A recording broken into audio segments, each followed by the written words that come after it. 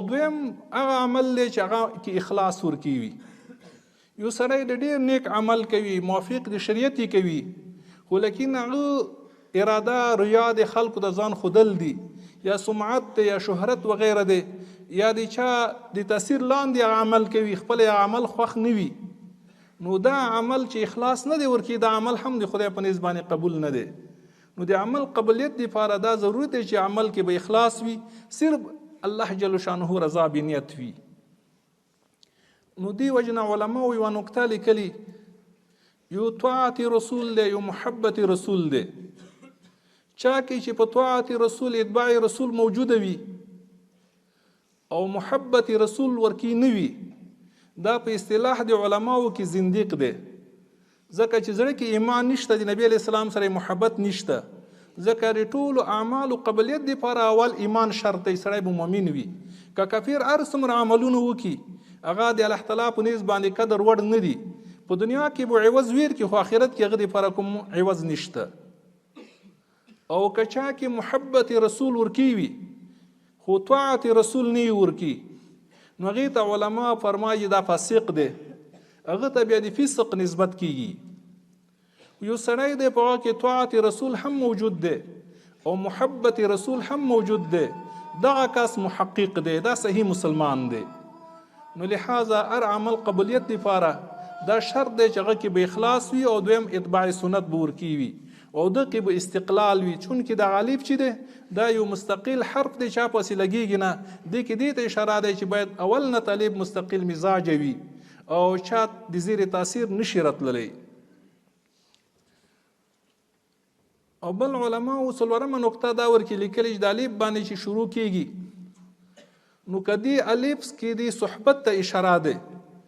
که تا د خو خلکو سره صحبت وي، تا به ترقی کوي، او که تا د خراب خلکو سره صحبت وي، بیا به ته تنزل کوي. مثلا د الف ده چې مخته یو ټکی ورته ولیکې لاس ته نه جوړیږي، چې دویم ورسره ولیکې سل ته نه جوړیږي، چې دریم ټکی ورسره ولګوي زر تر نه جوړیږي. خو ځای څومره ټوکي ور زیاتوي مغومره دې کشي قدر زیاتیږي. او کچې ته د الف شاته یو ټکی ولګوي، دا معتبر دی، هیڅ پیدا نه لري. که دوه ټکي ولګوي، که درې ټکي شاته ولګوي، مغه یو الف دی، څه ترقي نشته ورکی. نو دې کې دې خبرې ته اشاره دی چې طالب وو په خپل صحبت کې صحبت صلحاو غوره کوي، صحبت غیر صلحاو نه مختاروي، ځکه هغه کې بیا ته ترقي نشي کوي. که دا ترقي کوي نو هغه صورت کې به کوي چې صحبت صلحاو اختیار کی، صحیح طریقې باندې صحبت وکي. د زمونږ اکابر دیوبند علماو کې مفتی رشید احمدی ګونګوی رحمه الله چې دغه ډېر لوی فقیه د خپل عصر تیر شوی دی، دا مبارک فرمایي چې کله مونږ د تعلیم نه فارغ شو، نو مونږ اراده وکړله چې حاجي امداد الله مهاجر مکی رحمه الله صحبت وکړو او هغه نه دعا وغواړو. اکثر خلک د خو خلکو دعاګانو دپاره ځي. نو دوی زه هر کله چې حاجي امداد الله مهاجر مکی رحمه الله ته ورغلم، نو د مجلس حنکا کې شریک شوم، نو ما دنه اجازت وغوښتله، که تا اجازت وي موږ ستا صحبت دپاره راغلي وو، دعاو دپاره راغلي وو، مونږ به ولاړ شو. حاجي امداد الله مهاجر مکی رحمه الله راته وفرمیل چې که نن مونږ سره شپه وکړې خو ډېره بخاوي. نو مو وایي سمه دی، تا سره به نن شپه وکړو. نو حاجي امداد الله مهاجر مکی رحمه الله خپلو خدامو ته وویل چې ده ته نن شپې ما سره څنګ ته کټ واچوئ. نو دی فرمایي زه د حاجي امداد الله مهاجر مکی رحمه الله څنګ کې څملسته موبیده شوم، چې کله راویښ شوم ګورم ځنه خلک په المنځه باندې اخته دي، او څوک په ذکر باندې اخته دي، څوک تلاوت کوي جوړي، او څوک دعاګانې کوي جوړي. نو مو دا عجیب کیفیت دی، ټول خلک په د الله تعالی په ذکر او عبادت باندې مشغول دي، او زه بیده یم. خو نفس راته وایي چې بیده شه، خو نفس خبره مې ونه منله. راپورته شوم، یکدم دغه آیات ما ذهن ته راغله، کانوا قلیلا من اللیل ما یهجعون وبالاسحار هم یستغفرون. د صحابه کرامو د عادت و چې شپې به کم بیده کېدل، او سبې ټیم به دوی د الله جل شانه نه استغفار غوښتله. نو دا چون کې ډېر لوی عالم و، دې متعلق ماته حدیثونه ذهن ته راوړاندې شول، آیتونه راوړاندې شول. بس راپورته شولم زه هم دغو کوم د خانقاه کې چې کوم مریدان او علما وو هغو سره زه په عبادت کې مشغول شوم. کله چې سبې شوه نو بیا موږ حاجي صاحب ته ورغلو، ورته مو ورفرمیل چې که تا اجازت وي موږ به ولاړ شو. وی چې هغه راته ووایي چې ذکر دې وکړه، خو ذکر جوړولو یا طریقه زده کول هم ضروري دي. نو بیا چې موږ ورپورته شو هغه سره بیعت وکړلو. نو بیا خدای ما په ذهن کې وچول چې ته 40 شپې د حاجي امداد الله مهاجر مکی رحمه الله سره صحبت کې پاتې شه. بس سره پاتې شو. بس ما خانقاه کې مو د ذکرونه او تلاوتونه عبادتونه کول. یوه ورځ داسې موقع راغله چې د ډېر یو معزز مېلمه د حاجي امداد الله مهاجر مکی رحمه الله راغله، هغه ته دعوت وکړله. به زه هم غوښتلم چې ته هم راشه. نو په درستخان باندې ډېر مختلف انواع د کنه اطعمه موجود وو، خو ما ته وویل چې دغه یو ټوکړه وخله د روټۍ او د ډوډۍ او د الحمد سره وخله، هغه د درستخان په څنډه باندې پیڅه باندې کینه. به زه مالته کینستلم، لږ وخت تېر شول او بیا یې راته ووایي چې رشید احمده ته د دې لایق نه وی چې ته مونږ په درستخان باندې کینولی وای، مناسب دا و چې ته مونږ لرې کینولی وای. نو ما وایي دا د استاد خبرې دي، په دې کې حکمت دی، ما باندې ابتلا کوي. ما نفس ګوري چې اوس عاجز شوی دی، تسلیم شوی دی، که ماسې په هغه تکبر کې دی. د اولیاو خلقو خو ابتلا او امتحان کله په شاګردانو باندې کوي. نو زه په ډېر خوښۍ سره ما دا ځان د پر اعزاز وبلله چې ما ته استاد داسې خبره وکړله. وایي چې بیا یې راوغوښتلم، راته وایي رشید احمده مونږ غوښتل چې تا نفس معلوم کو، چونکې تا نفس ذلیل شوی دی او تا ته خدای پاک په هغه باندې غلبه نصیب کړی دی. د مونږ طرفه ته خلیفه یې او تو نورو خلکو دپاره د تربیت ترتیب چلوه، تا دپاره اجازت دی.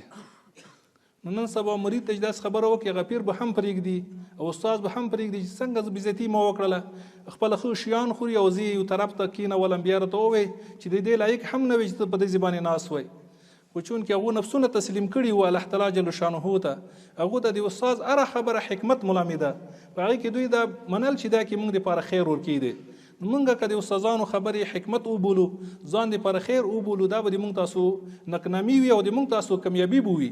او که عکس باندې وي نو بیا موږ تاسو نفسونه لوړ وي، بیا موږ تاسو ترقي نشو کولی. څه موده بعد حاجي امداد الله مهاجر مکی رحمه الله مفتی رشید احمد گنگوی رحمه الله طرف ته راغله، ورسره میلمه شوله. ورته وایي چې مفتی رشید احمد تا د بیعت نه وروسته څه تبدیلی په ځان کې ولیدلې؟ مفتی رشید احمد گنگوی رحمه الله خو ډېر فقیح العصر و، الله تعالی ډېر لوی علم باندې عبور ورته نصیب کړی و. لږ خاموش شو، بیا ورته ووایي چې یو ما ته په دې بیعت نه وروسته دغه پیدا حاصله شوه چې مخکې به ما حدیثونه نصوص مطالعه کول، په هغې کې به تعارض و. نو ما به دغه تعارض دپاره ډېر شروح مطالعه کول او ډېر حواشي مې مطالعه کول، هغه تعارض به ما ختموله. خو چې کله مونږ توس سره بیعت کړی دی، دغه تعارض بین نصوص چې دی دا خود به خود الله تعالی پاک حل کوي او خدای پاک په الهام سره ما ته معلوموي. نو یوه پیدا ما په دې بیعت کې دا کړی دی چې نصوصو کې اوس ما ته تعارض نه رسي او اشتباه نه رسي.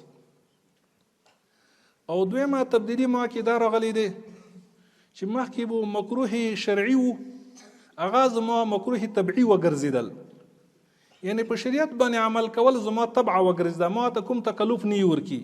مخکې ما په سنتو باندې په حدیثو باندې عمل کول ډېر په تکلف سره به مې کوله. خو اوس چې هر حدیث باندې هر شرعي امر باندې زه که عمل کوم بلا تکلف یې کوم، ما ته هېڅ تکلف په دې کې نه محسوس کېږي.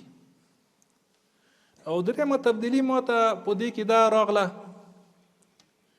چې زه د خدای پاک په دین کې هیچا نه ویریږم لا يخافون لومة لائم. دغه آیات مصداق الله تعالی ما ته نصیب کړل چې دین پر رسولو کې د هیچا پروا نه لرم، حق خبره په ارزای کې کوم. حاجی امداد الله مهاجری مکی رحمه الله ورته وفرمایل چې کمال علم خدا ده چې په نصوص شریعو کې سړي ته تعارض نه رسی، نو تا ته خدای پاک کمال علم نصیب کړی. او کمال عمل دا دی چې په شریعت باندې عمل کول انسان لپاره آسان شي بلا تکلف شي، نو کمال عمل هم تا ته حاصل شوی دی. او کمال اخلاص هم الله تعالی تا ته نصیب کړی دی چې ته عمل هر صرف د الله تعالی جل شانه د رضا لپاره کوي، یو چا د ملامتۍ د ملامت کوونکي نه ویریږي. نو تا ته کمال علم، کمال عمل، کمال اخلاص الله جل شانه نصیب کړی دی. نو لہذا چې مونږ تاسو علم کې وو، علم نه فارغ شو، چې داسې خو خلکو سره زمونږ تاسو رابطه تعلق جوړ شي، نو دا کمالات به الله تعالی جل شانه مونږ تاسو ته نصیبوي. نو لہذا مونږ تاسو باندې الله جل شانه ډیر عظیم احسان کړی دی او چې د علم دپاره منتخب کړي یو. مفتی محمد شفیع رحمه الله بو فرمایل چې کوم انسان خدای قبول کړي هغه ته علم ورکړي، او چا علم الله تعالی جل شانه قبول کړي هغه ته درس او تدریس شعبې کې خدمت نصیب شي. دین خو ډیر شعبې دي او د درس او تدریس شعبه د علامات د سړي علم قبول شوی دی. نو لہذا مونږ تاسو بو علم صرف په همدې نیت باندې کوو چې الله تعالی مونږ نه راضي شي، د خپل ځان اصلاح ور باندې وکړو، د خپل قرآني اصلاح ور باندې وکړو، او د ټولو اقرباو اصلاح ور باندې وکړو، د عالم اسلام اصلاح ور باندې وکړو. زمونږ تاسو ډیر لوی مسؤلیت دی. اگر که مونږ تاسو اوس وړیو او دا تا مونږ نشي کړی چې مونږ دومره لوی جوړیږو، او که چیرې مونږ تاسو کې اخلاص موجود وي بیا به انشاءالله مونږ تاسو د اسلام او د مسلمانانو رهبران وو. نو الله تعالی جل شانه د مونږ تاسو ټولو ته علم نافع سره د عمل نصیب کی. الحمد لله رب العالمین والعاقبة للمتقین والصلاة والسلام